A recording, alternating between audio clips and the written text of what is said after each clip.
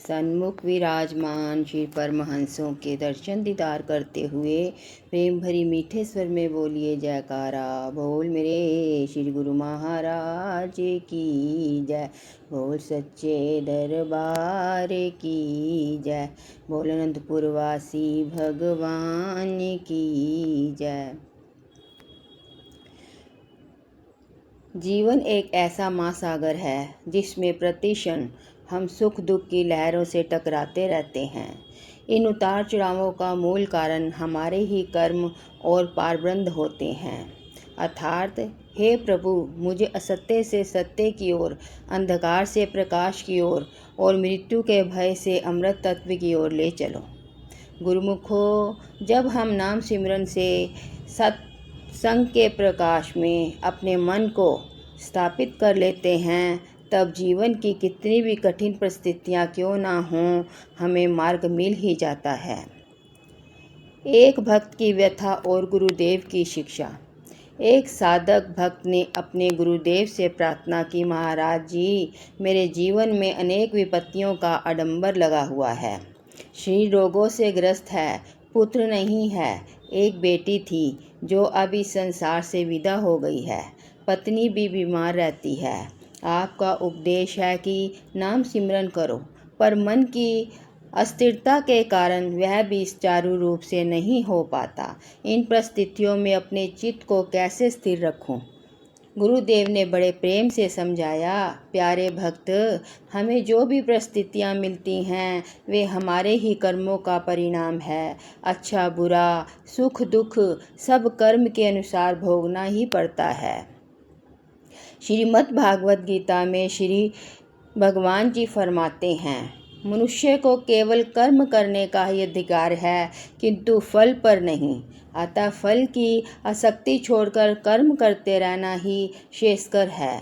इसीलिए जो भी कर्म के फल प्राप्त हो रहे हैं उन्हें ईश्वरीय प्रसाद मानकर भोगो और साथ ही नाम सिमरन को भी ना छोड़ो। कर्म का सिद्धांत और विवेकपूर्ण भोग। कर्म के अपरिहार्य सिद्धांत को संतों ने सदैव समझाया है। शरीर धारण किए हुए प्रत्येक प्राणी को अपने पूर्वकृत कर्मों का फल भोगना ही पड़ता है। देह का धारण करना ही अपने आप में एक दंड है।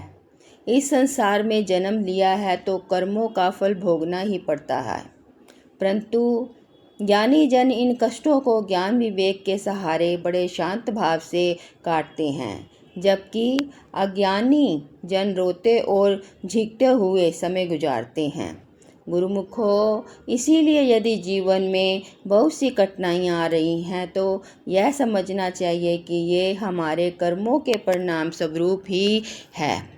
हमारा लक्ष्य होना चाहिए इन कर्मों के फल और सहन करते हुए आत्म उत्थान के लिए साधन करते रहना। बिना साधना के कर्म योग अधूरा है। यही वह साधना युक्त कर्म योग है जिसके बारे में भगवान जी कहते हैं, भक्ति में दृढ़ता और नाम सिमरन का महत्व। जीवन के संघर्षों से जूझते समय मन की चंचलता और दुख की प्रचंडता हमें व्याकुल करती है, किंतु भक्ति का सहारा मिल जाए तो मनुष्य की दृढ़ता बढ़ जाती है। अर्थात उठो जागो और उत्तम पुरुषों के संग में उत्तम मार्ग पर चलो। भक्ति और सत्संग का मार्ग ही ऐसा है जो हमें सत्य का बोध कराता है। इस मार्ग पर चलते हुए प्रभु नाम का निरंतर सिमरन मन को शांति और धैर्य प्रदान करता है। संसार में रमे हुए मनुष्य इस सत्य के मार्ग पर ना चलकर मनमान मार्ग पर चल पड़ते हैं। इसका परिणाम यह होता है कि वे आत्मा का रुख अधोगति की ओर मोड़ देते हैं। केवल प्रभु नाम सिमरन ही सत्य है, अन्यथा सब मिथ्या है।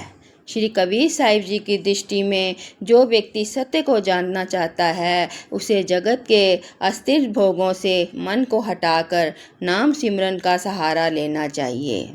यही सत्य का मार्ग है जो अंततः हमें परमात्म तत्व से जोड़ता है। ज्ञानी व ज्ञानी की भिन्न दृष्टि। गुरुदेव जी ने समझाया कि शरीरधारी सभी को कर्म फल भोगना ही पड़ता है, परंतु फल भोगने में ज्ञानी और अज्ञानी दोनों का भाव भिन्न भिन्न होता है। ज्ञानी जन तो जीवन के हर प्रसंग को प्रभु की लीला समझते हुए उसमें समभाव रखते हैं। वे ना तो सुख में उछलते हैं न दुख में टूटते हैं। अज्ञानी या सत्संग ज्ञान से वंचित व्यक्ति सदा समय को कोसता रहता है और विपत्ति परिस्थितियों में निराश और दुखी रहता है। ज्ञानी पुरुष अपने समभाव के कारण सभी जीवों के एक पारब्रह्म को देखते हुए मोहित नहीं होता। अर्थात जिस प्रकार ज्ञानवान व्यक्ति ब्राह्मण, गायें, हाथी, कुत्ते या चांडाल में कोई भेद नहीं करता, वह सब में एक ही परमात्मा तत्व का दर्शन करता है, उसी प्रकार ज्ञानी जन जीवन की हर परिस्थितियों में ईश्वर की ही मौज को देखते हुए समदृष्टि रखते हैं। सत्संग द्वारा आत्मनिरीक्षण। गुरु भक्ति में दृढ़ता लाने के लिए सत्संग श्रवण द्वारा आत्मनिरीक्षण करते रहना आवश्यक है। सत्संग रूपी गुरु प्रकाश में हम अपने दोषों को देख पाते हैं और उन्हें दूर करने का प्रयास भी करते हैं। सत्संग के बिना हृदय में विवेक का उदय नहीं होता और प्रभु की कृपा के बिना सत्संग भी दुर्लभ है। सत्संग में जाकर हम संतों महापुरुषों के अनुभव सुनते हैं, उनके बताए उपदेशों को जीवन में उतारते हैं, अर्थात अपने विचारों को परिष्कृत करते हैं। आत्मनिरीक्षण का अर्थ है अपने दैनिक कर्मों, भावनाओं और विचारों पर ज्ञान देना। यदि किसी दिन क्रोध अधिक बढ़ जाए, लोभ या नाम, ईर्ष्या जैसे विकार हावी हुए, तो समझ लें कि हमें प्रभु नाम और गुरु मंत्र के अभ्यास और मजबूत करना चाहिए। धीरे धीरे हमारा आत्मबल बढ़ता जाएगा और फिर विकारों का प्रभाव स्वतः कम होने लगेगा। गुरु मंत्र और प्रभु कृपा का आधार। गुरु मंत्र का स्मरण हमारे अंतर्मन को स्थिर करते हैं। जिस प्रकार एक कुशल वैद्य रोगों का निदान करता है और औषधि देता है, उसी तरह सतगुरु हमारी आंतरिक दुर्बलताओं का निदान करने के लिए नाम जप, ध्यान और सेवा का मार्ग दिखलाते हैं। यदि हम गुरु वचनों पर विश्वास करते हुए उनका आचरण करते हैं तो हमें भीतर की नकारात्मक वृत्तियां दूर होने लगती हैं और भक्ति में गहरी रुचि जागृत होती है। अर्थात तत्वदर्शी ज्ञानवान गुरु के पास विनम्रता और सेवा भाव से जाओ, उनसे श्रद्धापूर्वक प्रेम करो, वे तुम्हें प्रेम ज्ञान प्रदान करेंगे। गुरु के उपदेश के अनुसार यदि हम अनुशासित जीवन जीते हैं तो कठिनाइयों के बीच भी मन स्थिर और आनंदित रहता है। कठिनाइयों का आत्मविकास का असर मनाना। जीवन की हर प्रतिकूलता, हर विपरीत स्थिति वास्तव में हमें परिपक्व बनाती है। अर्थात पारब्रह्म का साक्षात्कार होने पर हृदय के सभी बंधन टूट जाते हैं, संदेह दूर हो जाते हैं और कर्म क्षीण होने लगते हैं। यद्यपि सामान्य संसारिक अथवा में परमात्म तत्व का प्रत्यक्ष साक्षात्कार पूर्ण रूप से ना भी हो पाए, किंतु नाम सिमरन और गुरु कृपा से हम अपने भ्रमों से मुक्ति पाने की दिशा में तेजी से आगे बढ़ सकते हैं। विपरीत परिस्थितियाँ हमारे भीतर छुपे धैर्य, साहस और समर्पण को उभारती हैं, बशर्ते हम उन्हें आत्मविश्वास का साधन बनाने का संकल्प लें। निष्कर्ष, प्रभु नाम की शरण ही वास्तविक बल। जीवन में किसी भी प्रकार की अस्थिरता या विपत्ति आने पर उसका सबसे समाधान है प्रभु नाम का आश्रय। यही वह सत्य है जिसका उल्लेख संत कवियों से लेकर उपनिषदों एवं गीता ने सर्वत्र किया है।